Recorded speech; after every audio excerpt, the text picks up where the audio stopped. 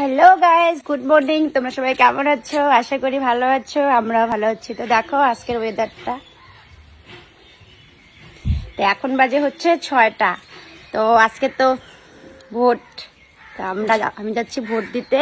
প্রীতির পাপা প্রীতি এখনো ঘুমাচ্ছে, তো ওদেরকে ডাকি নাই, ওরা কখন যাবে, প্রীতির পাপা কখন যাবে দেখা যাক। আমি ভোটের কার্ডগুলো নিয়ে যাইতেছি, কারণ দুপুরবেলা যে ভিড় হবে, তা আমরা কই সকাল সকাল যাই।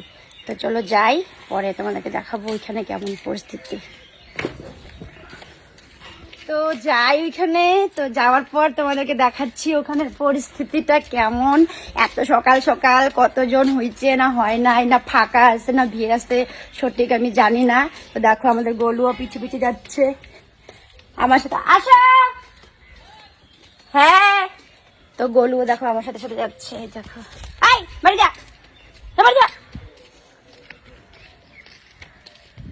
তো চলো যাওয়া যাক, পরে তোমাদের সঙ্গে দেখা হবে ওখানে কেমন ভিড় এত সকালে। তো চলো যাওয়া যাক। গাইস, আমি ভাবতে পারি নাই যে সকাল সকাল 6টার সময় দেখো এত লম্বা লাইন হইতে পারে। সেদিকে হচ্ছে ক্লাসঘর, স্কুল রুম, আর লাইনটা একদম রাস্তা থেকে তোমরা দেখতেই পারলা। আর জানো না, এই গোলুটা আমার পিছা ছাড়লো না, আইসে দেখো আমার এখানে দাঁড়ায় আছে। এই গোলুর জন্য কত মানে ওকে বলতেছে বাড়ি যা বাড়ি যা, তুই এখানে যাইস না, থাকিস না, বাড়ি যা। কারণ যদি কামড় টামড় দেয় অন্যজনকে না, তো বলা যায় না। তার জন্য আমি গোলুকে বলছি বাড়ি যা। আর এই যে দেখতে পাচ্ছ সাদা শার্ট একটা গামছা, এটা হচ্ছে আমাদের এখানে বিজেপির পঞ্চায়েত আমাদের। তো গাইস, আমার ভোট দেওয়া কমপ্লিট।